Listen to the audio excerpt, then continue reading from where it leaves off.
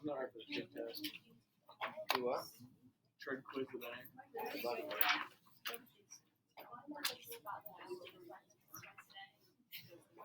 I could be. How's that? Have you heard his poetry? It's amazing. Your rap? You need like the ones that Your rap's good? Like you're poetic through your I don't know. lyrics. Yeah. We used to. Yo, Eight. you already know. Dude. In the show. Okay. Ends in the show. I'm done. That's all I needed. Remember? Little I like to Little a lot of pageant. things. bro. Like I used to have a sword, they said I You can't. probably still remember your rap to this Hey, day. but it's relevant on what? Oh my god, it was so bad. I have to sit Well, he in just there. got his. 20 seconds long. Well, he just got his room remodeled. That's true. He has a gorgeous room. All right, people, we are ready to look at the progressive era. And what's going to be really important when we look at this chapter is we are finally at a point where we need, as a country, to decide what we're going to allow the government to do and what we say that is off limits to the government. So in this chapter, we finally are at a place where people are asking the government to fix things like child labor laws, like children in school, those types of things. And so we begin this movement towards the government intervening in the private lives of people and how much they should be able to do. At this point in our country, there's no regulation. Zero regulation. And one of the first things that the public will feel okay with the government intervening in will be food. And that's what we'll look at today.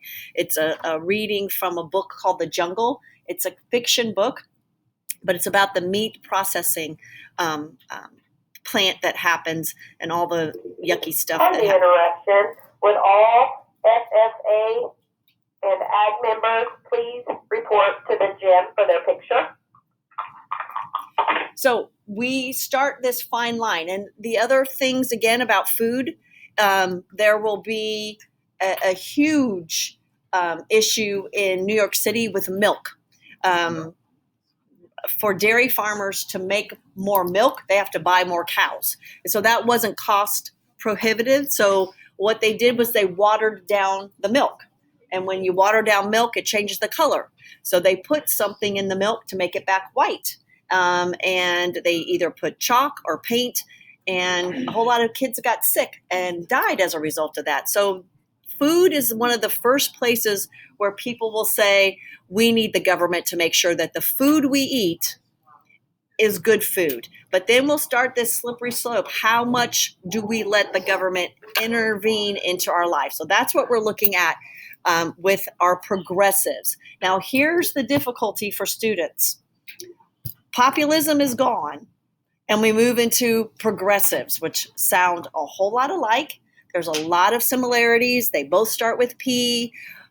But just know that this progressive movement is going to be much more successful. It's going to have a lot more people join in that movement. And the other difficulty about the progressives is it's not a political party. There will be Democrats in this party and there'll be Republicans in this party. So it's more of a movement, which again, for students makes it a little more difficult. We're going to look at the social reforms and explain what progressives hope to achieve through political reforms. So who are these people? And again, it's a big list of people. Believed industrialization and urbanization had created social problems and political problems. This will be when we first begin caring about the environment. So, and even with the concern of the environment, it still takes a long time before the government begins to tell businesses, you can't put things like that in our water. You can't dump things like that in our rivers. The social problems, again, are very tricky because some of these things that will pass legislation, families will say, you can't tell me what to do with my kid. You can't make me send my kid to school. You can't tell me that my kid can't work. So those are some of the things that the government's going to have to take into consideration. Most of the progressives are this middle class group of people who are in the beginnings of having a strong political voice.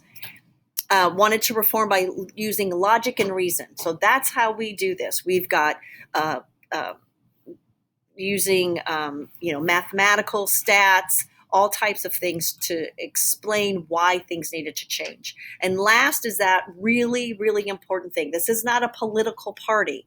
It is really a movement. And so in that movement, there are people from all different types of social classes, both political parties. There will be Republican progressives and Democrat progressives, ethnic groups and religions. And most importantly, there's going to be a lot of women in this group that will be considered progressives. Women are now graduating from universities and colleges with degrees that they can't use. And that will again be this last push that we will see for women's right to vote. Progressives believed in new ideas, honest, efficient government, and with that, we would get social justice, this idea of everyone being treated the same in the front of the law. Progressives' goals were very simple: to improve society in any ways that they possibly can, to end the abuses of big business, to make government more responsive, and the last one is really important. Leaders should use modern ideas and scientific techniques to improve society.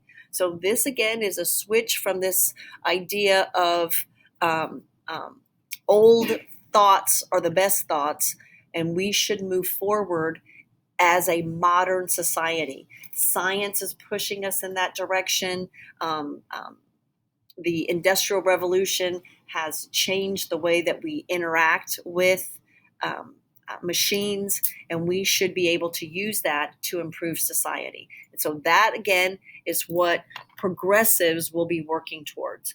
The problem, again, will be what line and how far can the government go to intervene into people's lives? And it is always a very movable barrier. Can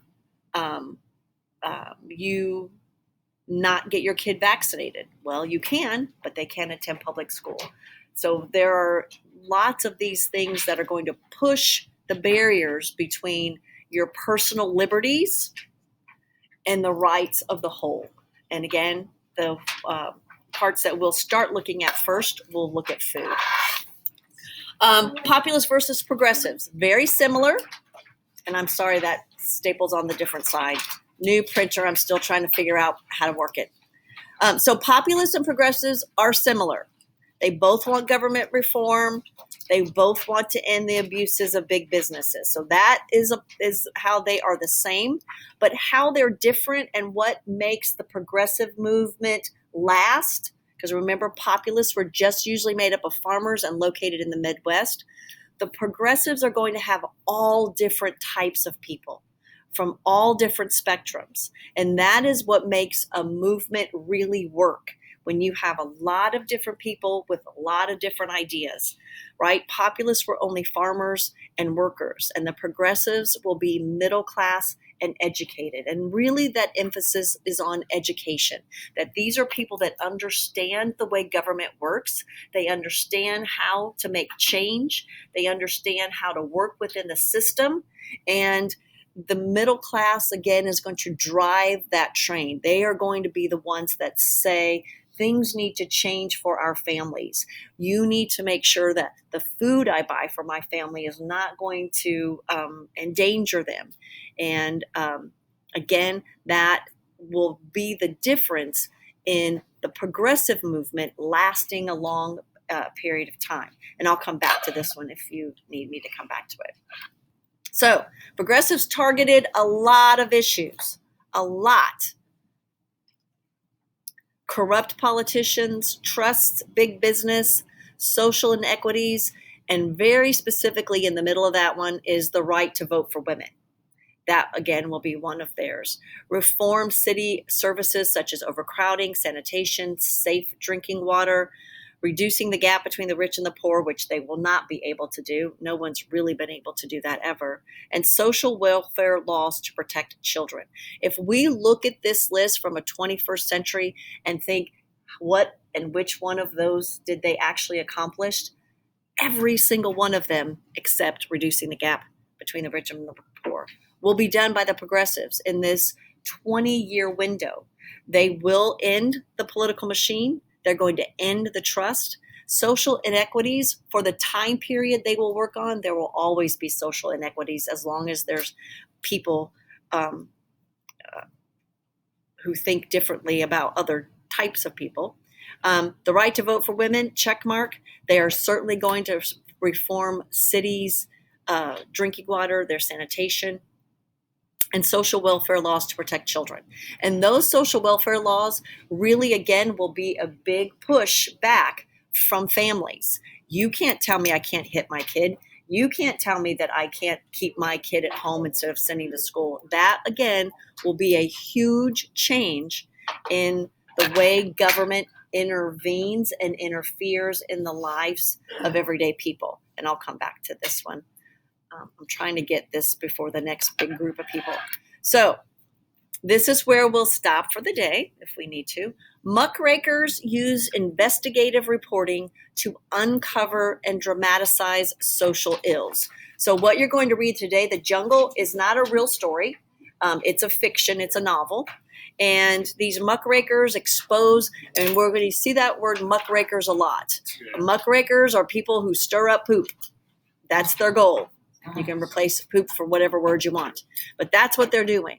Their works appear in newspapers, magazines, the Shame of Cities, The Bitter Cry of Children, The History of Standard Oil, and How the Other Life Lives. So what, I don't know if I have you write anything on this one. I'm sorry if you put it away. This is the last one. The Progressive Novelist. This is what we're looking at today. The progressive novelist portrayed the struggle of people, and I needed to do the Sinclair. So Upton Sinclair's novel, The Jungle, provides a shocking look at meatpacking in Chicago. And he actually is writing the book about a family who happens to work in the meatpacking place. But what that book does is it radically transforms the government. Theodore Drescher from Terre Haute writes Sister Carrie about factory conditions and the exploitation of women. That book still often appears on banned book lists for students, because what happens to Sister Carrie is eventually, because of these factory conditions and her exploitation, she turns to prostitution. Theodore Drescher is from Terre Haute. If any of you have ever been, and I don't know what the building is called now, but it used to be the YMCA down in Fairbanks Park. There's a big house that's right there. That's where Theodore Drescher grew up and lived. And that is, again, an important Hoosier to understand and know. The same other Drescher, his brother, is the one that wrote the song On the Banks of the Wabash that sang before the Indy 500, also from Terre Haute. So your reading today is on an excerpt of Reading from the Jungle. It talks horrifically. And the interruption. Would members of the archery team please report to the gym? And if you really would like to read even more, there is a excerpt in your textbook on the jungle. I don't know if I make you read it for a bell question, but it's there as well. All right, so I got that all done before the next big group of people go. So you're reading that and answering a couple questions about the book, The Jungle. Any of you that are interested in and you like reading these books, please know that this is a book that's past its copyright, so you can get it online anywhere for free. It's not like reading Shakespeare or Charles Dickens. It's written in the 20th century. It's easy to read. And it's a very important work of literature in 20th century and for our progressives. All right, does anybody need me to go back to pick up anything? Okay. Oops. Hello.